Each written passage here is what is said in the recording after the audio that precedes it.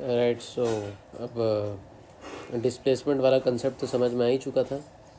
तो कोई भी डिस्प्लेसमेंट है, चाहे वो तुम्हारा स्प्रिंग वाला डिस्प्लेसमेंट हो, चाहे वो पेंडुलम वाला डिस्प्लेसमेंट हो, चाहे कुछ भी जैसे एसी वोल्टेज का डिस्प्लेसमेंट है, उसको हम लोग सिंपल हार्मोनिक फॉर्म में लिख सकते हैं, जो कि आपका इस टाइप होता है, A cos omega T M. Omega और थीटा में क्या कंसेप्ट होता है वो भी अभी हम लोगों ने डिस्कस कर लिया है, ठीक है ना। और लीनियर वेलोसिटी क्या होता है, टेंजेंशियल वेलोसिटी क्या है, मीटर पर सेकंड में रहेगा, लेंथ अपॉन टाइम। लेंथ मतलब ये वाला लेंथ, एक्चुअल लेंथ। और एंगुलर वेलोसिटी क्या है, theta, D theta upon D T, change in angle divided by change in time. So this is basically angular velocity. ये रेडियन पर सेकंड में रहता है यार, रेडियन पर सेकंड में रहता है, ठीक है ना। तो ये बेसिक चीज़ें तो हमें पता चल गई हैं। उसी तरीके से अब हम लोग चल सकते हैं। टाइम पीरियड क्या हो जाएगा, टाइम पीरियड कैसे पता चलेगा, ठीक है ना। टाइम पीरियड कैसे पता चलेगा, अब ज़रा देखते हैं। जैसे ये सर्कुलर है, ठीक है। अब ये बताओ कि यहाँ से जैसे ए पॉइंट से पूरा वो चला और वापस ए पॉइंट पर आ गया, तो ए पॉइंट से ए पॉइंट में उसने कितनी डिस्टेंस ट्रैवल करी, उसने 2πr डिस्टेंस ट्रैवल करी, ठीक है। उसकी वेलोसिटी सपोज मान लो तुम्हारा v हो गया, ठीक है। टोटल टाइम उसने कितना लिया, ठीक है, distance by total time taken, T मतलब time for one complete revolution ले लो, तो 2πr upon time taken, this is equal to तुम्हारा वेलोसिटी, ठीक है। अब हमें एक चीज़ तो पता है कि भाई जो तुम्हारा ओमेगा होता है, बेसिकली ओमेगा, ओमेगा और इसके बीच में क्या रिलेशन है, ओमेगा होता क्या है, change in velocity, change in angle divided by change in time. और वेलोसिटी क्या होता है, लेंथ अपॉन टाइम, है ना। तो इन दोनों के बीच में एग्जैक्ट क्या रिलेशन है, ठीक है। ओमेगा वी अपॉन ओमेगा कितना, अगर दोनों को अगर हम डिवाइड कर देंगे यार, अगर हम दोनों को डिवाइड कर देंगे तो ओमेगा अपॉन वी कितना आ जाएगा, इन दोनों को डिवाइड कर दो। ओमेगा तो change in angle upon change in time होता है, और वेलोसिटी क्या होता है, change in length upon change in time. दोनों को डिवाइड कर देंगे, ओमेगा अपॉन वी क्या आ जाएगा, theta upon T divided by L upon T. T और टी कैंसिल हो जाएगा, तो ओमेगा अपॉन वी कितना आ जाएगा यार, थीटा अपॉन एल आ जाएगा कि नहीं, आ जाएगा। अब इसका मतलब v की बराबर कितनी आ जाएगी, v is equal to omega into L upon theta, आ जाएगा कि नहीं। और मुझे क्या पता है कि कोई भी सर्कल के केस में, ठीक है, मान लो कि कोई भी सर्कल है यार, ठीक है। अब इस सर्कल में जैसे मान लो एक्चुअल लेंथ ट्रैवर्स जो है वो l है, ये रेडियस है और ये थीटा एंगल का वर्ड है। तो लेंथ कितना आ जाता है, length is equal to are theta, ये बात हम लोगों ने पढ़ा था। Where this length is in metre, r is in metre, radius is in metre and theta is in radians. L is equal to are theta में r जो है वो रेडियन में रहेगा, रेडियन, रेडियन, रेडियन, ठीक है। तो इसका मतलब L is equal to are theta यहाँ पर आ गया, तो एल की जगह अपन आर थीटा लिख देंगे, v is equal to omega, L की जगह लिख देंगे r theta divided by theta, theta और थीटा कैंसिल, तो वी की वैल्यू कितनी आ गई, ओमेगा आर आ गई कि नहीं, वी की वैल्यू आ गई ओमेगा आर, है कि नहीं। तो v यहाँ पर जो हम लोगों ने लिखा था 2πr upon t, total distance travel which is 2πr divided by time period which is t is equal to v। v की जगह तुम क्या लिख दोगे, ओमेगा आर, v की जगह क्या लिख दोगे, ओमेगा आर। तो 2π by T, 2π distance travelled upon time taken, this is equal to v which is equal to omega R, ठीक है। तो r से r को काट देंगे अगर अपन, तो ओमेगा की वैल्यू कितनी आ जाएगी, ठीक है, ओमेगा की वैल्यू कितनी आ जाएगी, इसको 2πr, इसको ऐसे लिख लो, this is equal to omega R which is equal to V, है ना। तो ओमेगा की वैल्यू कितनी आ जाएगी यार, omega will be 2π by T, फिर T is the time period, time period, ठीक है ना, T is the time period, ठीक है कि नहीं। तो ये कंसेप्ट आ गया भाई साहब। तो टाइम पीरियड क्या होता है, time period of a periodic motion is the smallest period after which the motion repeats itself, ठीक है। टाइम पीरियड के बारे में तो अभी जस्ट हम लोगों ने पढ़ा था ना, what is the meaning of time period. We know about the frequency as well as the time period, the smallest time interval after which the motion is repeated is known as time period, and the number of repetitions और the number of repetitions done per second or the number of oscillations done per second of which is the reciprocal of time period is the frequency as we know that, ठीक है। तो पहले बना लेते हैं frequency, ठीक है, जो कि न्यू से हम लोगों ने दिखाया था, this is equal to 1 upon time period, ठीक है। Time period is the smallest time interval after which the motion repeats itself, ठीक है ना। तो टाइम पीरियड हमें पता चल गया है। हमें एक और चीज़ पता चल गई, ओमेगा जो एंगुलर वेलोसिटी है ये 2 पाई इंटू फ्रीक्वेंसी होती है, या फिर 2 pi into 1 upon time period होता है, which is equal to 2 pi by time period होता है यार, ठीक है कि नहीं, है कि नहीं। और इसका यूनिट क्या होता है, 2 पाई तो रेडियन में रहेगा ना, ये तो एंगल है रेडियन, और ये टाइम तो सेकंड है, तो रेडियन पर सेकंड हो जाएगा इसका यूनिट यार, रेडियन पर सेकंड, ठीक है। तो मतलब जो भी मोशन अपने आप को रिपीट करता है, इसका मतलब जो भी डिस्प्लेसमेंट हुआ था, ठीक है, डिस्प्लेसमेंट हुआ था जैसे x t, it will repeat f t जैसे फंक्शन था, ये सिंपल हार्मोनिक मोशन का जो सिंपलेस्ट फंक्शन है f t, which is given by a cos omega t, ठीक है। आफ्टर टाइम पीरियड, ठीक है, after this time period T, ठीक है, इट विल रिपीट इटसेल्फ, ठीक है ना, after some time period t it will repeat itself. अब ये बताओ भाई साहब मुझे, ठीक है, अब ये बताओ कि ए कॉस ओमेगा टी तो मैंने ले लिया, ए कॉस थीटा जैसे कि फॉर एग्जांपल, अब ये हम इसको लेंगे कैसे, how will we consider what the time period is. जैसे कि इन्होंने ए कॉस ओमेगा टी ले लिया, तो ओमेगा टी क्या होता है, थीटा होता है कि नहीं, पिछले ही क्लास में पढ़े थे कैसे, ओमेगा क्या होता है, the change in angle divided by change in time, तो ओमेगा इंटू टी क्या हो जाएगा, थीटा हो जाएगा, जो कि एंगल हो जाएगा, तो ए कॉस थीटा मतलब ए कॉस ओमेगा टी।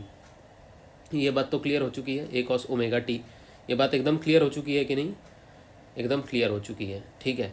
तो this motion will be repeated after a time interval of, ये ओमेगा टी के जगह अब तुम क्या डाल दोगे, ओमेगा टी के जगह T plus capital time period, ये मैं बोलना चाह रहा था कि तुम इसको क्या करोगे ना, ठीक है, this thing f function of t at time t equal to t will be equal to f at time t plus t, ठीक है, मतलब मोशन और anything repeats itself after this time interval, ठीक है।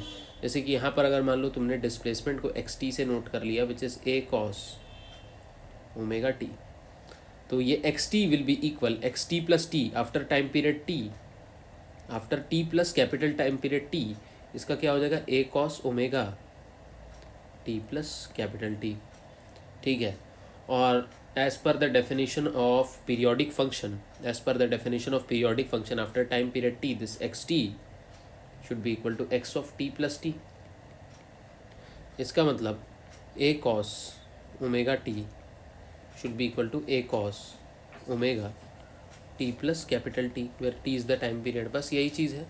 और टी की value कितनी आई थी, अगर हम लोग देखेंगे तो टी की वैल्यू, कैपिटल टी की वैल्यू कितनी आती है, ये आती है 2 पाई बाय ओमेगा। अब ये कहाँ से आया भाई साहब, कैपिटल टी जो टाइम पीरियड है वो 2 पाई बाय ओमेगा कहाँ से आया, अभी फिर से बता देते हैं, फिर से देख लो। ये सर्कल था, पार्टिकल था, सर्कल में जो रोटेट कर रहा है, 2 पाई आर डिस्टेंस इसने ट्रैवल किया, तो वेलोसिटी कितना आ जाएगा, 2 pi R distance divided by time period T, ठीक है। और वेलोसिटी क्या होता है, ओमेगा आर आता है कि नहीं, तो ये आ जाएगा 2 pi R upon capital T. Velocity omega R कैसे आया, अब उसमें मना मत कर देना, L is equal to are theta, तो change in D L by D T is equal to R D theta by D T, तो इसका मतलब velocity is equal to omega R. इस रिलेशन से भी हम लोग निकाल सकते थे, इससे भी तो निकाल सकते थे यार, ठीक है कि नहीं। तो ओमेगा आर वी की जगह लिख दिया, omega R is equal to 2 pi R by T, तो ओमेगा की वैल्यू कितनी आ गई यार, 2 pi by T, 2 pi by capital T आ गई कि नहीं, ओमेगा की value 2 pi by capital T आ गई कि नहीं। तो मैं इसको ऐसा लिख सकता हूँ ओमेगा की जगह कि it is equal to A cos, omega की वैल्यू आ जाएगी 2 pi by capital T, T plus T, आ जाएगा कि नहीं। अब मैं इसको प्रूफ करता हूँ कि ये सही कैसे है। अब इसी के आगे तुम इसको सॉल्व करोगे, ये आ जाएगा तुम्हारा ए कॉस, अब पूरा खोल दो तो ये आ जाएगा 2 pi bye T into T plus 2 pi by capital T into capital T, ठीक है, ये आ गया। कैपिटल टी और कैपिटल टी कैंसिल हो गया, तो ये कितना बन जाएगा, ये आ जाएगा तुम्हारा A cos 2 pi upon T into T plus 2 pi. तो हम लोग को एक चीज़ मालूम है कि sine any theta plus 2 pi या फिर cos any theta plus 2 pi is the same thing, ये साइन थीटा ही हो जाएगा और ये कॉस थीटा ही हो जाएगा, तो 2 पाई के एडिशन से कोई फ़र्क नहीं पड़ेगा। तो इसकी वैल्यू क्या आ जाएगी, ए कॉस 2π/t इंटू टी, या फिर ए कॉस ओमेगा टी, जो कि सही बात भी है, ए कॉस ओमेगा टी इसी के बराबर था।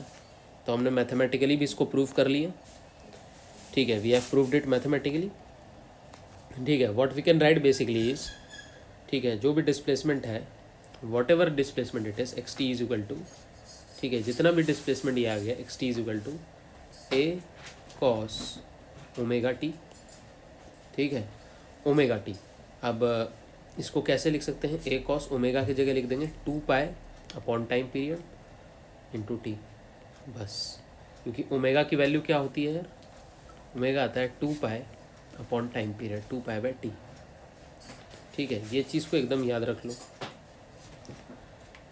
ठीक है ना, इसको एकदम याद रख लो अच्छे से, ठीक है। अब उसके आगे हम लोग देख रहे हैं, the same result is obviously correct if A sine omega तरीके से ये जो फंक्शन है ना, ए साइन ओमेगा टी के साथ भी रियलाइजेबल है, फर्दर इस फंक्शन के साथ भी रियलाइजेबल है। इसको मैं प्रूफ करके दिखा देता हूँ, ठीक है। अगर मान लो कोई फंक्शन है जैसे कि जिसको मैंने A sine omega T plus B cos omega T लिख दिया, A sine omega T plus B cos omega T लिख दिया मैंने। अब इस फंक्शन को इन्होंने कैसे इक्विवेलेंटली लिख दिया, इस फंक्शन को कैसे लिख दिया इक्विवेलेंटली, ठीक है। चलो अब बताता हूँ मैं, ठीक है। इसको ए को मान लो फॉर एग्जांपल साइन थीटा, ठीक है, कॉस थीटा मान लो इसको, ए को कॉस थीटा मान लो और बी को तुम मान लो साइन थीटा यार, ठीक है।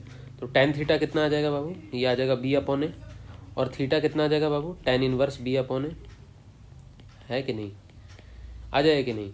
तो अब तुम ऐसे मान लिया, तो तुम अब इसको रिप्लेस कर दो ए को, तो ये आ जाएगा तुम्हारा cos theta sine omega T plus sine theta cos omega T. तो sine A cos B plus cos A sine B का फॉर्मूला आ गया, तो ये आ जाएगा ना sine of A plus B, तो ओमेगा टी प्लस थीटा आ जाएगा कि नहीं यार, ये sine of omega T plus theta आ जाएगा कि नहीं, ठीक है कि नहीं, ये sine of omega T plus theta आ जाएगा। तो ये वो वाला फंक्शन है यार, ये वो ही वाला फंक्शन है जो जिसकी हम लोग बात कर रहे हैं, ठीक है। अब ये ए और बी को तो हम लोग साइन थीटा और कॉस थीटा के टर्म्स में हम लोगों ने कंसिडर कर लिया है, ठीक है, तब जा करके ये ऐसा टाइप का फंक्शन कुछ बनाकर दिखा रहा है, ठीक है। इन जनरल क्या हो जाता है कि हम लोग क्या करते हैं ना कि साइन थीटा और कॉस थीटा को हम लोग अलग भी कर सकते थे, जैसे कि जनरली हम लोगों को एक चीज़ पता है कि sine square theta plus cos square theta is equal to 1 होगा, तो कायदे से A square plus B square equal to 1 आना चाहिए, है कि नहीं, ये आना चाहिए, ठीक है। तो ये चीज़ है, या फिर हम इस तरीके से इसको नोट करवा सकते हैं, ठीक है। तो ये वही इसी टाइप का कुछ फंक्शन है जो इन्होंने D sign omega T plus five करके जो लिखा हुआ है ना, ये D sign omega T plus five का मतलब ये बता रहे हैं कि डी की वैल्यू जो है, ठीक है, आपका जो डी की वैल्यू है ये आपका है under root of A square plus B square, ठीक है, राइट। और ये आ जाएगा आपका sine omega T plus theta कितना आ जाएगा, tan inverse of B upon A, कुछ इस टाइप से कुछ फंक्शन आ जाता है, ठीक है, कुछ इस टाइप से ये फंक्शन आ जाता है, ठीक है। बस ऐसा इस टाइप से हम लोगों को कुछ बिहेवियर को शो करना रहता है, राइट। उसके बाद तो समरी ये है, समराइज़ अगर हम लोग करें, समराइज़ ये है कि अगर कोई फंक्शन है A sine omega T plus B cos of omega T, you can equivalently write it as a constant d sine of omega t plus theta, where d is equal to a square plus b square का under root, and this theta is nothing but equal to tan inverse of b upon a। इससे आप इसको proof कर सकते हैं, इसको इससे आप प्रूफ कर सकते हैं, ठीक है। तो यही चीज़ है। अब एक बहुत मोस्ट इम्पॉर्टेंट जो चीज़ जो बताना था मुझे, the great importance of periodic sine and cosine, ये बहुत बहुत बहुत सबसे ज़्यादा इम्पॉर्टेंट ये पॉइंट है इस पूरे चैप्टर का, जो कि बोला any periodic function, any periodic